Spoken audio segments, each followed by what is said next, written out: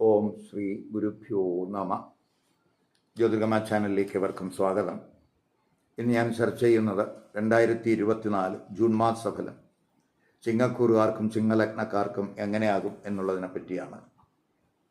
അതായത് മകം, പൂരം, ഉത്തരം നക്ഷത്രത്തിൻ്റെ ആദ്യപാദത്തിൽ പെടുന്നവർക്കും ചിങ്ങലഗ്നക്കാർക്കും ജൂൺ മാസം എങ്ങനെയാകും. ആദ്യമായിട്ട് നമുക്ക് ചിങ്ങക്കൂറുകാരുടെയും ചിങ്ങലഗ്നക്കാരുടെയും ജൂൺ മാസത്തിലെ ഗ്രഹസ്ഥിതി എങ്ങനെയെന്ന് നോക്കാം. ഇപ്പോൾ ജന്മരാശ്യാധിപനും ലഗ്നരാശ്യാധിപനുമായിട്ടുള്ള സൂര്യൻ ജൂൺ 14 രാത്രി വരെ 10-ലും അതിനുശേഷം ആ സൂര്യൻ 11-ലും സഞ്ചരിക്കുന്നു. കുജനാണെങ്കിൽ 9-ൽ സഞ്ചരിക്കുന്ന സമയമാണ്. ബുധനാണെങ്കിൽ ജൂൺ 14 രാത്രി വരെ 10-ാം ഭാവരാശിയിലും അതിനുശേഷം 11-ാം ഭാവരാശിയിലും സഞ്ചരിക്കുന്നു. ഗുരു 10-ൽ സഞ്ചരിക്കുന്നു. ശുക്രനാണെങ്കിൽ ജൂൺ 12 വൈകുന്നേരം വരെ 10-ാം ഭാവരാശിയിലും സ്വക്ഷേത്രത്തിൽ, അതിനുശേഷം ആ ശുക്രൻ 11-ലേക്ക് രാശി മാറുന്നു. ശനിയാണെങ്കിൽ 7-ല് സ്ഥിതി തുടരുന്നു. രാഹു 8-ല്, കേതു 2-ല് സ്ഥിതി തുടരുന്നു. അപ്പം ഈ ഗ്രഹ ഗോചരസ്ഥിതി അനുസരിച്ച് ചിങ്ങക്കൂറുകാരുടെയും ചിങ്ങലഗ്നക്കാരുടെയും ആരോഗ്യം, തൊഴിൽ, ബിസിനസ്, വിദ്യാഭ്യാസം, ധനം, വിവാഹം, ദാമ്പത്യബന്ധം, കുടുംബജീവിതം എങ്ങനെയാകും എന്നുള്ള അതിനെപ്പറ്റിയുള്ള ഒരു പൊതുഫലമാണ് ഇവിടെ പറയുന്നത്. അതേസമയം ഈ ചിങ്ങക്കൂറുകാരുടെയും ചിങ്ങലഗ്നക്കാരുടെയും ജാതകത്തിലെ ഗ്രഹസ്ഥിതി, അവർക്കിപ്പോൾ നടക്കുന്ന ദശ, അപകാരം, ഛിദ്രം, അവ ഏത് ഗ്രഹങ്ങളുടേതാണ് എന്നുള്ളതും ആ ഗ്രഹങ്ങളെല്ലാം തന്നെ ജാതകത്തിൽ ഇഷ്ടസ്ഥാനത്താണോ അനിഷ്ടസ്ഥാനത്താണോ എന്നുള്ളതിനെയും ആശ്രയിച്ച് ഈ പൊതുഫലത്തിൽ അനുകൂലമായിട്ടും പ്രതികൂലമായിട്ടും മാറ്റങ്ങൾ ഉണ്ടാകും എന്നും കൂടെ അറിയുക. അതുകൊണ്ടാണ് ഈ ഒരേ നക്ഷത്രക്കാർക്കും ലഗ്നക്കാർക്കും ഒക്കെ വ്യത്യസ്ത ഫലങ്ങൾ അനുഭവത്തിൽ വരുന്നത്. അപ്പോൾ ഇവയൊക്കെ നമ്മൾ ജാതക നിരീക്ഷണത്തിലൂടെ അറിയേണ്ടുന്ന കാര്യങ്ങളാണ് എന്ന് മനസ്സിലാക്കുക. ആദ്യം നമുക്ക് ഈ ചിങ്ങക്കൂറുകാരുടെയും ചിങ്ങലഗ്നക്കാരുടെയും ആരോഗ്യസ്ഥിതി എങ്ങനെയെന്ന് നോക്കാം. ഇപ്പോൾ ജന്മരാശ്യാധിപനും ലഗ്നരാശ്യാധിപനുമായിട്ടുള്ള സൂര്യൻ 10-ല്, ഗുരുവും ശുക്രനും ബുധനും ഒക്കെ 10-ല് സ്ഥിതി ചെയ്യുന്ന സമയമാണ്. അവസാനത്തെ 2 വാരം ആകുമ്പോൾ ആ സൂര്യൻ 11-ലേക്കും രാശി മാറുന്നു. അപ്പോൾ പൊതുവെ ആരോഗ്യസ്ഥിതി അനുകൂലമാണ്. അതേസമയം മാരക രോഗങ്ങളുള്ളവർ, കിടപ്പ് രോഗികൾ, അവർക്കൊക്കെ ഒരു മുൻകരുതൽ വേണ്ടുന്ന സമയമാണ്. അവർക്ക് പീരിയോഡിക്കലായിട്ടുള്ള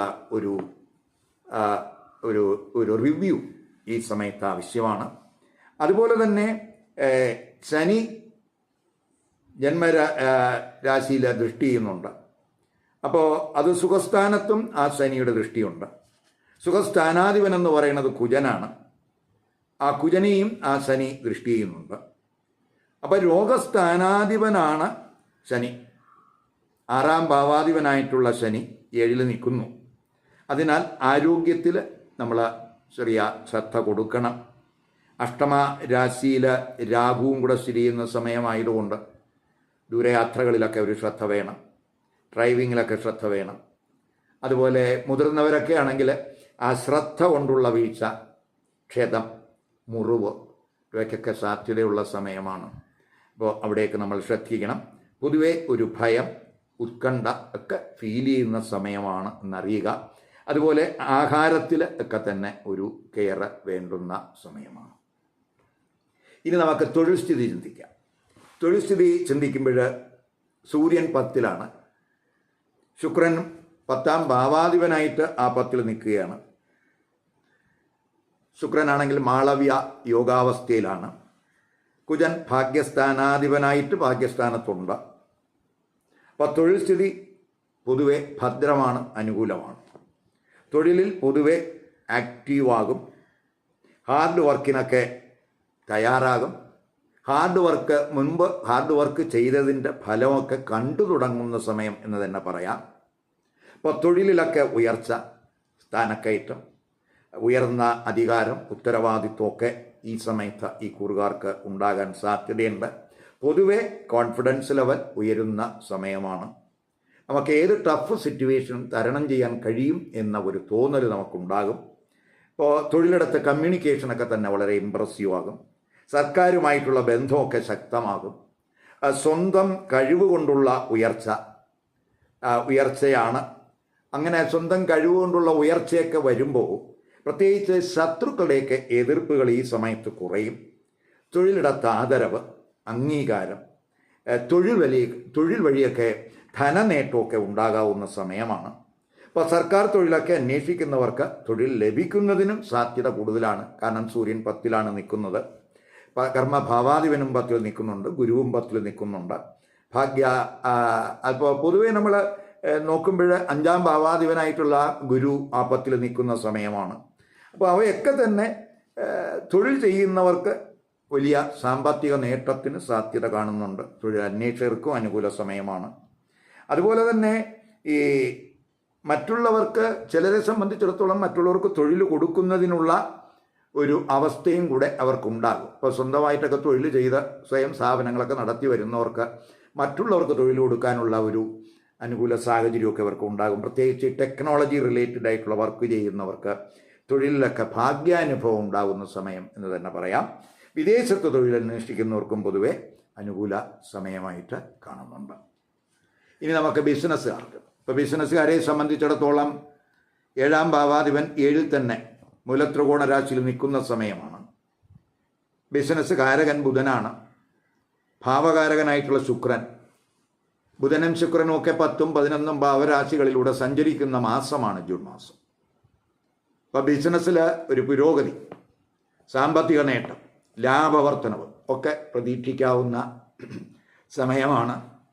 ബിസിനസ് പ്രൊഫഷണൽസൊക്കെ തന്നെ അവരുടെ കമ്മിറ്റ്മെൻ്റൊക്കെ നിർവഹിക്കുന്നതിന് ശ്രദ്ധ കൊടുക്കുകയാണെങ്കിൽ അവർക്ക് വളരെ ആ പ്രൊഫഷണൽ തലത്തിലൊക്കെ വളരെ സ്വാധീനം കൂട്ടാൻ അവർക്ക് കഴിയും എന്ന് തന്നെ പറയാം. ബിസിനസ് എക്സ്പാൻഷനും അനുകൂല സമയമാണ്. വിദേശ വിപണനമൊക്കെ നടത്തുന്നവർക്കൊക്കെ തന്നെ പൊതുവെ ജൂൺ മാസം അനുകൂലമായിട്ട് കാണുന്നുണ്ട്. ഇനി വിദ്യാർത്ഥികൾക്ക്, ഇപ്പോൾ വിദ്യാർത്ഥികളെ സംബന്ധിച്ചിടത്തോളം 5-ാം ഭാവാധിപൻ ഗുരു 10-ൽ നിൽക്കുന്നു. 10-ാം ഭാവാധിപനും ആ ശുക്രൻ 10-ൽ നിൽക്കുന്നു. വിദ്യാകാരകൻ ബുധൻ 10-ൽ നിൽക്കുന്നു. ക്രമേണ 11-ലോട്ട് വരുന്നു. സൂര്യനും 10-ലും 11-ലും ഒക്കെ സഞ്ചരിക്കുന്ന സമയമാണ്. അപ്പോൾ യോഗകാരകനായിട്ടുള്ള കുജൻ, ആ കുജന് യോഗകാരകനാണ്. 4-ഉം 9-ഉം ഭാവാധിപനാണ്. 9-ാം ഭാവത്തിൽ ബലവാനായിട്ട് നിൽക്കുന്നു സ്വക്ഷേത്രത്തിൽ.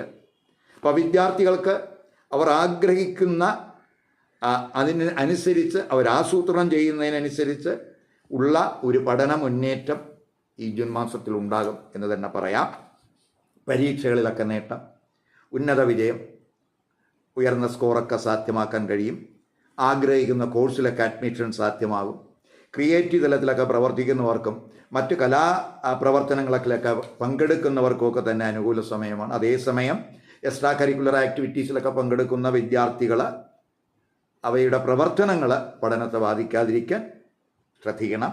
അത്തരം വിദ്യാർത്ഥികൾ പ്രത്യേകിച്ച് ഗ്രൂപ്പ് പഠനങ്ങളിലൂടെ അവരുടെ പഠന ലക്ഷ്യങ്ങൾ അവർക്ക് കൈവരിക്കാൻ കഴിയും എന്നും കൂടെ മനസ്സിലാക്കുക. ഇനി ധനസ്ഥിതി ചിന്തിക്കുമ്പോൾ 2-ഉം 11-ഉം ഭാവാധിപനായിട്ടുള്ള ബുധൻ, ആ ബുധൻ 10, 11 രാശികളിലൂടെ സഞ്ചരിക്കുന്ന സമയമാണ്. അപ്പോൾ ധനാഗമം കൂടുന്നതിന് സാധ്യത കാണുന്നു. പണം കടം കൊടുക്കുന്നവർ, ഈ ബാങ്കിങ് ബിസിനസ് നടത്തുന്നവർ, ബോർഡിംഗ് ഹൗസ് നടത്തുന്നവർ, ഇവർക്കൊക്കെ ധനാഗമം കൂടുന്ന സമയം എന്ന് തന്നെ പറയാം. അവസാനത്തെ 2 വാരം സാമ്പത്തിക നേട്ടത്തിന് സാധ്യത കൂടുതലാണ്. ബിസിനസ്സിലൊക്കെ പ്രോഫിറ്റ് കൂടും. തൊഴിൽ വഴിയൊക്കെ ധനാഗമം കൂടും. സൗഹൃദങ്ങളും സാമൂഹ്യ ബന്ധങ്ങളും ഒക്കെ തന്നെ ധനാഗമം കൂടുന്നതിന് സഹായമാകും അവസാനത്തെ 2 വാരം. അതേസമയം രാഹു 8-ൽ നിൽക്കുന്നുണ്ട്. ശുക്രനും 2-ൽ കേതുവുണ്ട്. അപ്പോൾ അതുകൊണ്ട് അപ്രതീക്ഷിതമായിട്ടുള്ള ഒരു ധനച്ചെലവ് ഉണ്ടാകാൻ സാധ്യതയുണ്ട് കുടുംബത്തിൽ.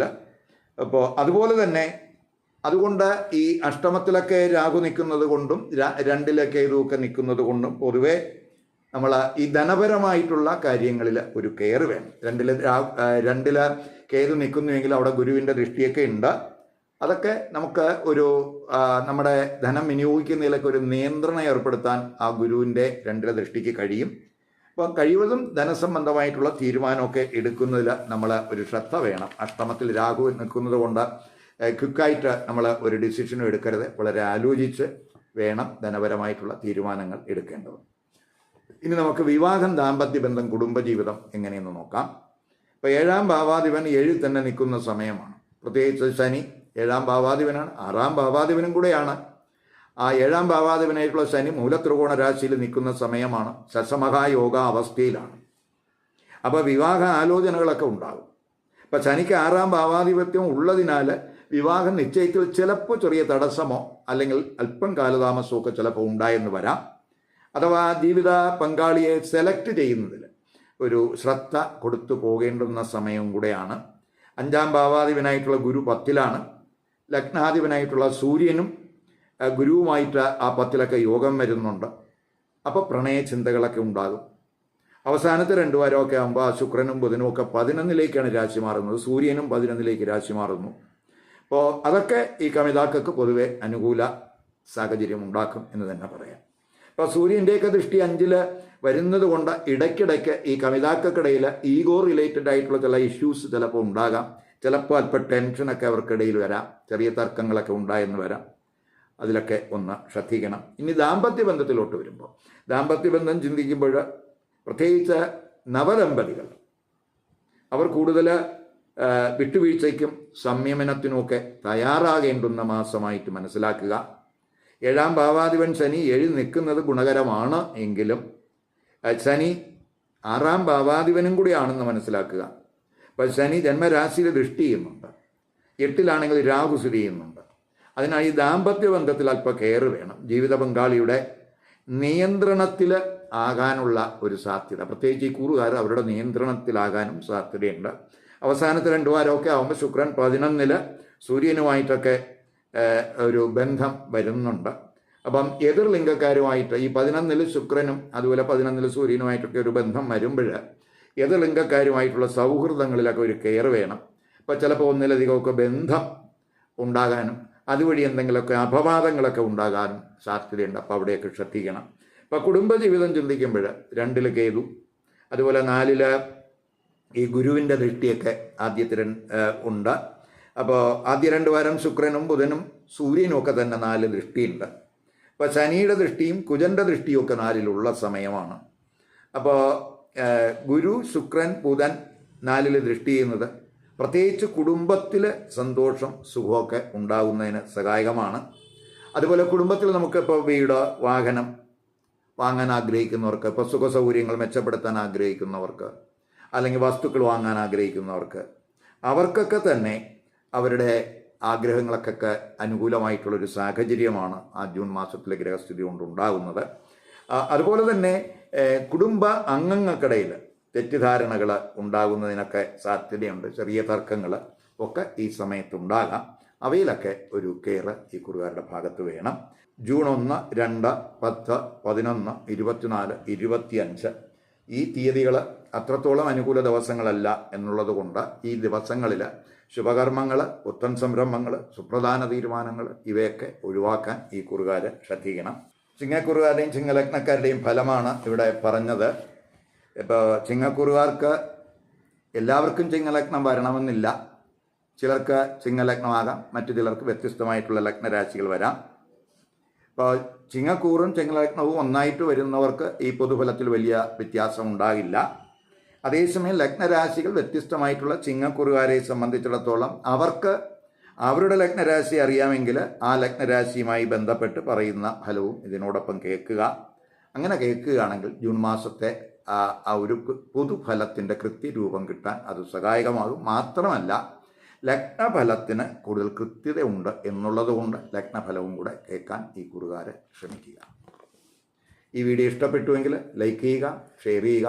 അതുപോലെ സബ്സ്ക്രൈബ് ചെയ്യാത്തവർ സബ്സ്ക്രൈബ് ചെയ്ത് കാണുക. മറ്റൊരു പുതിയ വിഷയമായി അടുത്ത വീഡിയോയിൽ കാണാം. നമസ്കാരം.